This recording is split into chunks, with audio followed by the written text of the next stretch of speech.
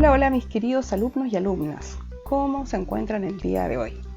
Espero que muy bien y esperando por supuesto este espacio en esta tarde de día jueves en nuestro Vivir el Arte, hoy con otro periodo de la historia, en este ya nuevo como proyecto que vamos a desarrollar durante esta fase, que es ver lo de la historia del arte, y hoy con un tema que a mí me gusta mucho, un periodo del arte que me gusta mucho y que siento que es muy poco a lo mejor trabajado, conocido, presentado, olvidado, sin embargo con mucha riqueza, mucha influencia en el arte hasta el día de hoy incluso, y que es el periodo del arte mesopotámico.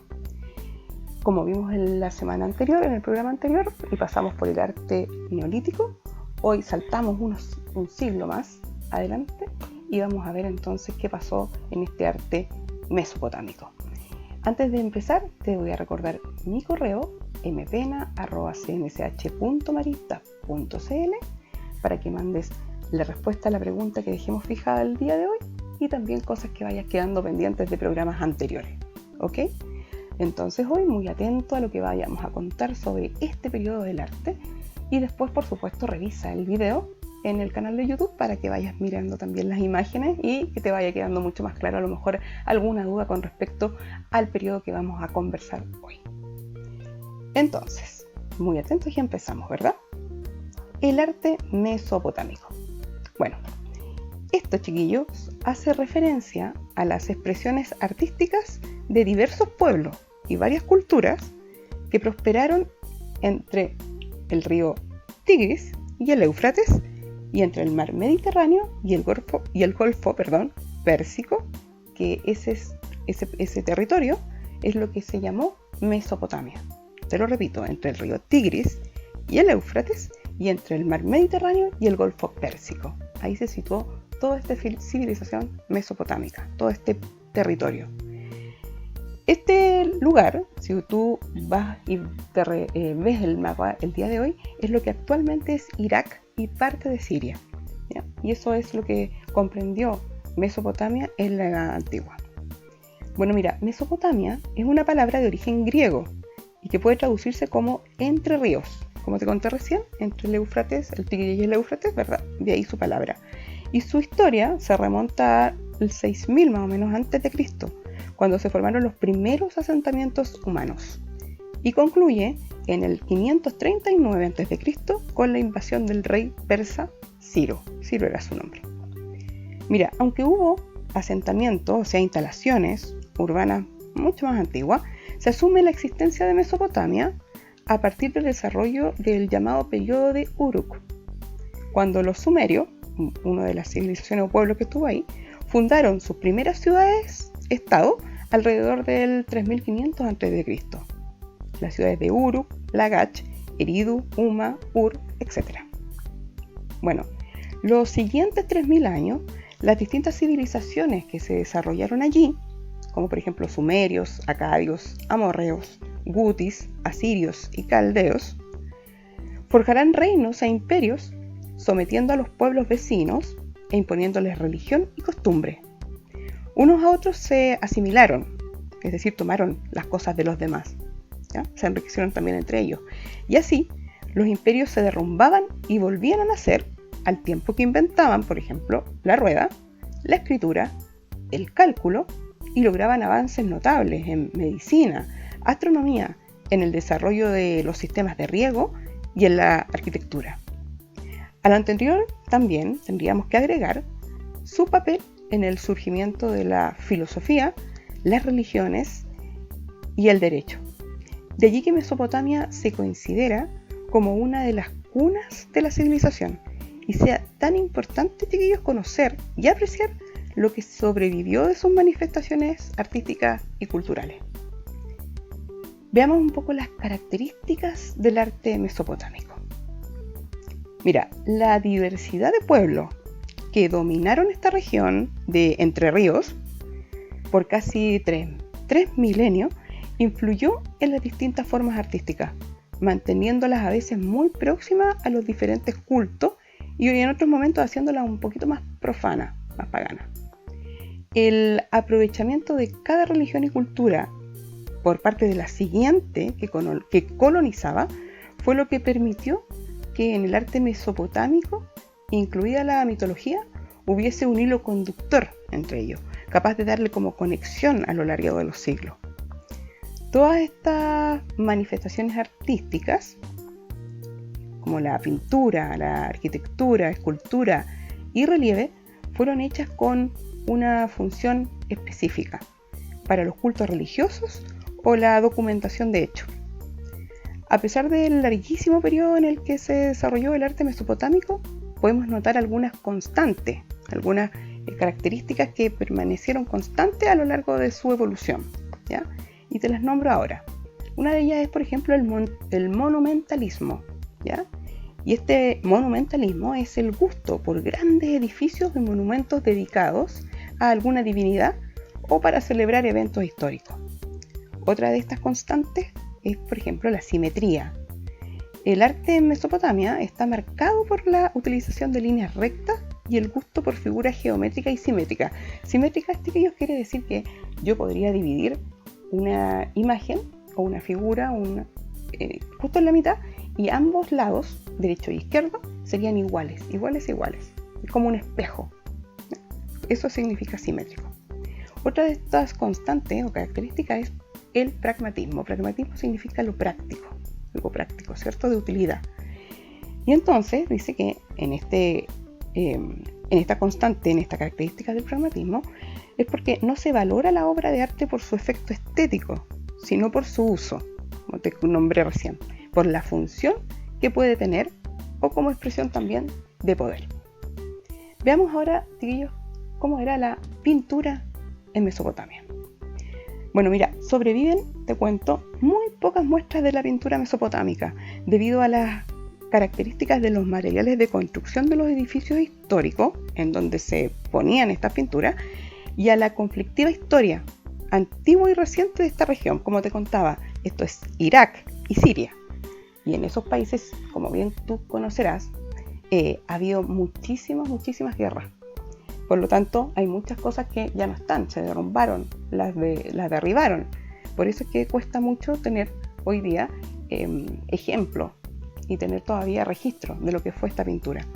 Sin embargo, podemos mencionar algunos aspectos claves de cómo fue esta pintura. Y estos son, primero, la finalidad que tenía. La pintura de esta época tenía como fin decorativo, como te conté, para embellecer la arquitectura o las piezas de cerámica. No era un fin en sí misma, era más bien por esto, para embellecer estos otros lugares, estas otras construcciones, ¿ya? Otra de sus aspectos a mencionar es la perspectiva. Las imágenes carecen de perspectiva, las imágenes de la pintura en este periodo, y usan pocos colores, dominando casi siempre el azul, el rojo y el blanco. El tamaño de la figura era proporcional a la jerarquía del representado. Mientras más jerarquía, mayor era su tamaño, por supuesto, ¿cierto? O sea, mientras más importancia tenía la persona que se estaba retratando en esta pintura, era de mayor tamaño. El menos importante era más chiquitito. Por lo que entonces no había especial interés en representar la realidad objetiva de las cosas, ¿cierto? Otra también de estas características son los temas tratados, y porque predominan aquí los temas de conquista y de culto a las divinidades. Y además de personas, animales y monstruos, abundan también las figuras geométricas. Algunas obras destacadas. Bueno, ejemplos de pintura mesopotámica pueden encontrarse en el palacio de Simri-Lim, que más o menos está datado de 1700 a.C. y actualmente en territorio sirio. En lo que queda de lo que te muestro ahora es como el vestigio que queda de esa pintura, de algún derrumbe que hubo, por supuesto, en algún ataque vivido en aquella ciudad, lamentablemente. Y otra de estas pinturas, obras destacadas, puede encontrarse también en el palacio de Tigla-Pileser III, en Tilbaspir, que más o menos eso data del año 800 a.C. y que también estaba en territorio sirio. Lamentablemente, como estos son lugares, territorios con mucha guerra, la mayor cantidad de estas manifestaciones artísticas y pinturas se han perdido. Se han perdido producto de estas mismas bombardeos y explosiones que derrumbaron también el arte y dejaron sin poder ver hoy día nosotros contemplar lo que fue la riqueza de ese arte en ese tiempo. Veamos ahora la escultura mesopotámica. Bueno, en la escultura y el relieve tienden a confundirse en este arte, en el arte mesopotámico, incluso cuando adquieren carácter monumental, como es el caso de los toros alados asirios, y también son llamados lamasus, y son del año más o menos 700 a.C. Estas figuras androcéfalas significa que tienen cabeza de hombre, cabeza humana, ¿ya? Están esculpidas en grandes bloques de piedra, ¿cierto? Y que aún se conservan en importantes museos del mundo, como por ejemplo en el Louvre de París y el British Museum, obviamente en Londres, en Gran Bretaña. Bueno, veamos los materiales de la escultura también en la época mesopotamia. A lo largo de su historia no abundan las figuras escultóricas de gran tamaño, salvo la que te nombré hace un ratito, ¿ya? No es como monumental y grande como era, por ejemplo, en Egipto. Y esto es debido a la escasez de piedras duras. Es muy arenoso el terreno allá, por lo tanto es difícil de esculpir, por supuesto. Pero sí, existen todavía vestigios de figurillas hechas, pero de mediano tamaño y pequeño también, en materiales tan diversos como la terracota, el bronce, obsidiana, jaspe, alabastro, piedra caliza, etc. Varios materiales, varios minerales y varias piedras acá. Bueno, esto convertía a la escultura en un producto de lujo, fundamentalmente porque se usaban materiales procedentes de zonas vecinas, ya que ellos no poseían, tenían que ir a otro lugar y eso encarecía la escultura en sí, ¿verdad? Por eso ya era un producto de lujo. Las formas de esta escultura. Bueno, en Mesopotamia las formas, tanto la asiria como la sumeria, de estos dos pueblos, la escultura de estos dos pueblos, reproducía formas humanas, robustas, más bien rechonchas, como gorditas, ¿ya? De espaldas anchas y fuerte musculatura, ojos como muy abiertos y cejas muy pobladas, como con harto pelo ahí, ¿ya? Y con un aspecto más bien como severo, no muy sonrientes las figuras de ellos. La función que tenían también en esta escultura, veamos un poquito de ello, y es que las primeras manifestaciones escultóricas, que más o menos se remontan al 3500 a.C. y están representadas en vasos ceremoniales con relieve, como el vaso sagrado de Huarca. Por lo tanto, la función aquí tiene un especial interés, la escultura, pero en un objeto con una función en específico. En este caso, utilizada para el decoro de este vaso que te cuento yo, un vaso sagrado. Ahí también iba incluida ya la función en el aspecto de la escultura.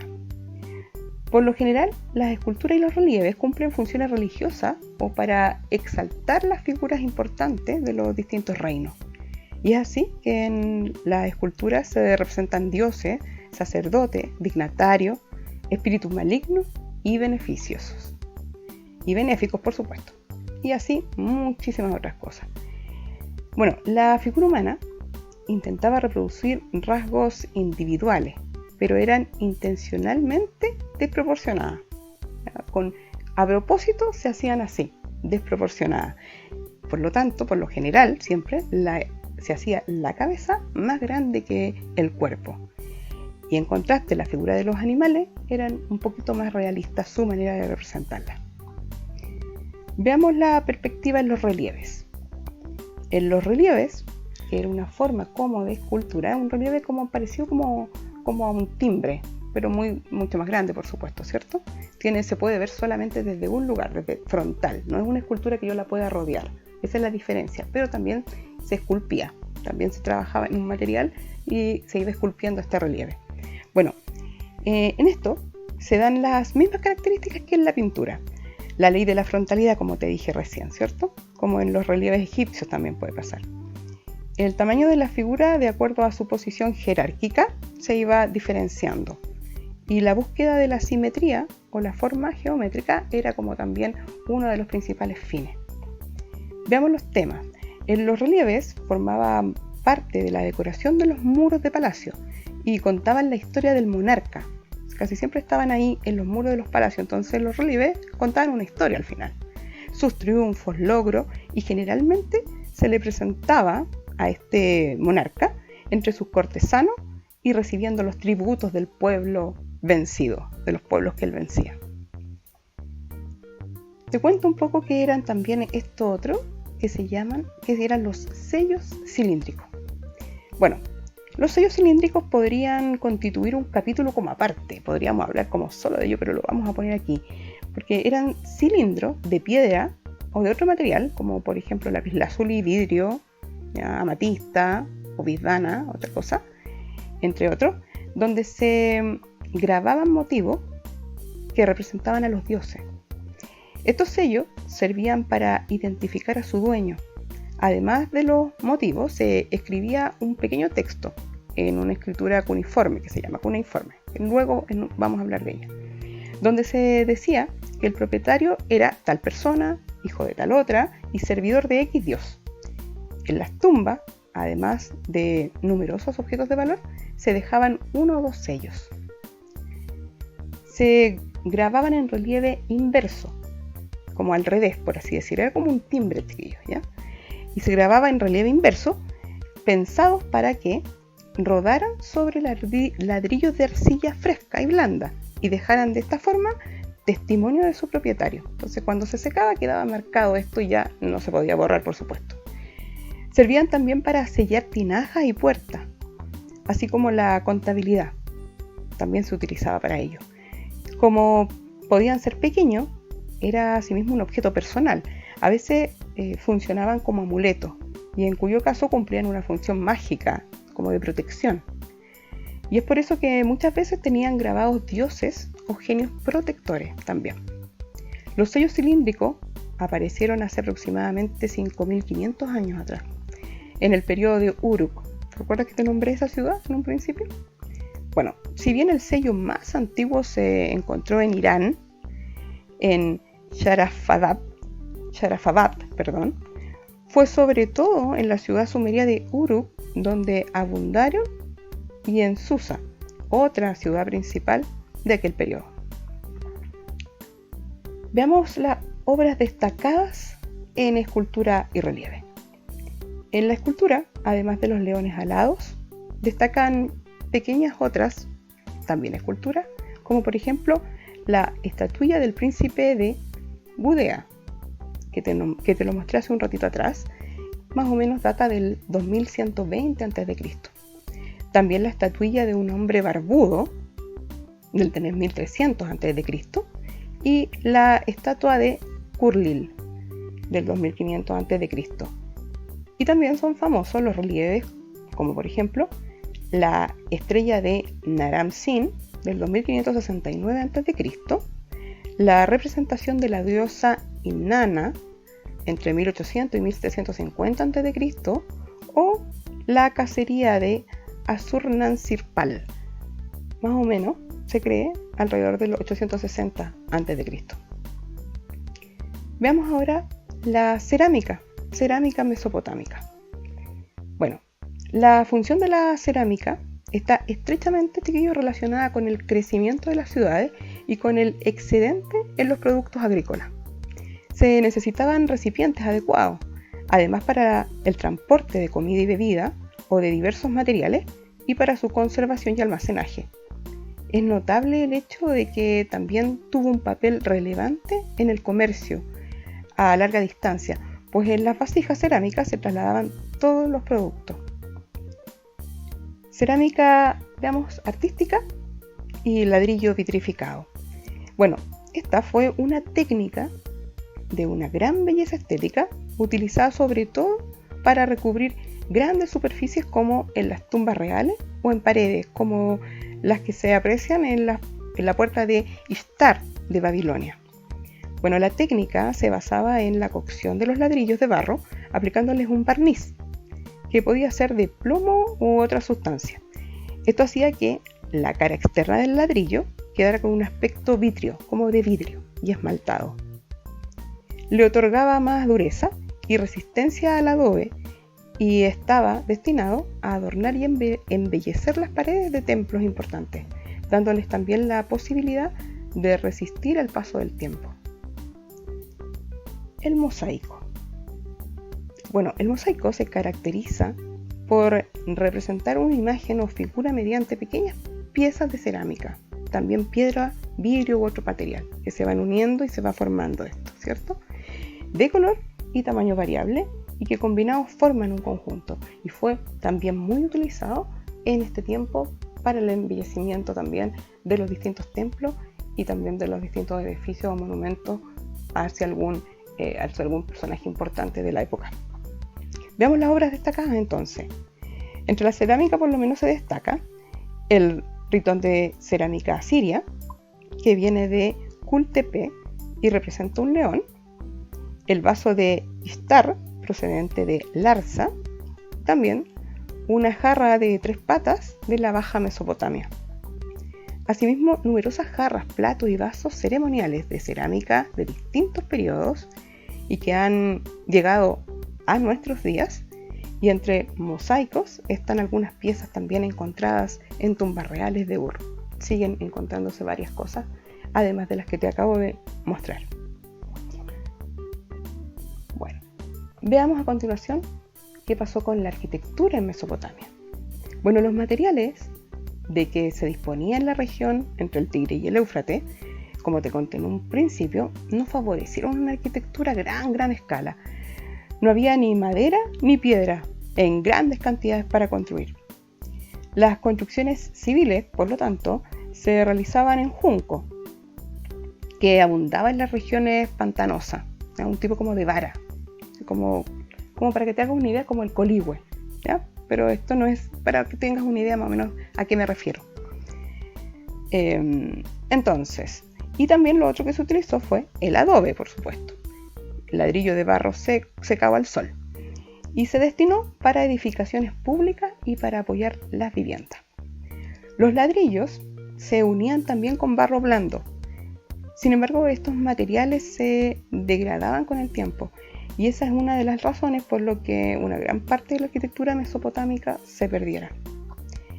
Para fortalecer los ladrillos, además de exponerlos al sol, fueron necesarios los hornos, donde los cocían. Entonces la arquitectura mesopotámica le daba gran importancia al templo y al palacio, pero también a las viviendas urbanas y a los sistemas de defensa como las murallas. Los templos. Estos eran centros religiosos y económicos. En su interior podían tener espacios de culto o rebaño de animales incluso, almacenes para las cosechas y talleres para fabricar utensilios. Los sacerdotes eran quienes organizaban los templos y para ello contrataban a pastores, artesanos y campesinos que a cambio recibían el pago en tierras para cultivar. Los templos eran de una planta, de un piso, con diversos patios que podían estar ordenados en una secuencia de salas, como en laberinto, u organizada en hilera rodeando un patio. Cada divinidad tenía su templo y allí se realizaban las ceremonias relativas al culto de cada uno de ellos. Otra característica de la arquitectura, algo muy conocido, y si no ahora te lo voy a contar, son lo que se llamó el zigurat. El zigurat era una edificación monumental, mucho más grande, dedicada a alguna divinidad y estaba relacionado con el templo. Su uso era también para la observación astronómica. Se componía de diversas plantas, una sobre otra, algo como parecido a una pirámide, chiquillos, pero con pisos ¿ya? Donde las superiores eran progresivamente de menor tamaño y altura, se iban achicando, y se pintaban de variados colores. Su forma era piramidal, como te dije recién, y se subía a ella mediante escalinata. Fueron los edificios más representativos de la arquitectura mesopotámica. El zigurat de Marduk en Babilonia ha quedado para la posteridad como, se cree, la posible Torre de Babel de la Biblia. En las viviendas, veamos ahora, estas se construían con juncos, como te dije anteriormente, que doblados a modo de parábola, ¿ya? Está como has visto, me imagino, estas antenas parabólicas para que te hagas la idea de cuál es la forma de la parábola. Te lo cuento, ¿ya? Bueno, a modo de parábola, pero esta vez inversa, dada vuelta como una cúpula. Servían entonces como pórticos. Bueno, la estructura era abovedada, como una bóveda, y cubierta con barro o esterillas de junco, como por así decir, como una alfombrita de junco, una cosa así. Muchas de ellas también se construían con adobe, muchas de estas viviendas, y podían ser de planta cuadrada, abajo, la parte de abajo, la planta cuadrada o también circular. Las obras destacadas por último en la arquitectura. Entre las obras más destacadas están, por supuesto, el Sigurat de Marduk y las puertas de Ishtar. Ambas cosas estas en Babilonia. El palacio de Sargón II en Dur Sharrukin o la compleja red de canales entre el Tigre y el Éufrates. Canales fluviales para, por supuesto, aprovechar el río y hacer que las aguas se vayan entonces a estas tierras agrícolas para la siembra. Destacan asimismo también, por supuesto, los puertos fluviales, habían muchos, ¿ya? De algunas ciudades como Ur, y también los puentes que unían, por ejemplo, un lado de Babilonia con el otro. Todas estas que te nombro, no presento más imágenes porque no quedan registros de ellas, producto, como te conté, de lamentablemente el contexto en donde hoy día se sitúa este territorio, plagado de mucha guerra y de mucho enfrentamiento. Y con estas últimas obras destacadas me despido el día de hoy de este periodo de Mesopotamia, que espero te haya gustado, lo hayas encontrado interesante de conocer, sobre todo porque es poco lo explorado, a lo mejor que se ve mucho otras civilizaciones, pero esta se deja un poquito de lado, quizás también por este mismo hecho de que los vestigios que tenemos de ella son bastante reducidos, hay muy poquito ahora por el contexto que te conté, y entonces cuesta un poco mostrar cosas de ella porque no se encuentra mucho. Sin embargo, tiene muchísima influencia, sobre todo en lo que fue luego la escritura y en muchas cosas. Mesopotamia fue un aporte grandísimo para la humanidad y lo va a seguir siendo, por supuesto, hasta que no exista el ser humano en la Tierra. Me despido el día de hoy planteándote la siguiente pregunta. Muy atentos. ¿Cuál es para ti la importancia que tiene esta civilización hasta el día de hoy? ¿Cuál es para ti? A lo mejor, ¿en cuál de todas las manifestaciones artísticas que te mostré tú crees que está la importancia para el hombre actual que tuvo esta civilización? ¿En cuál de todas? ¿En la pintura, la escultura, la arquitectura? ¿Cuál de todas ellas fue la que nos aporta hasta el día de hoy esta civilización y este pueblo, todos estos pueblos en el territorio de Mesopotamia?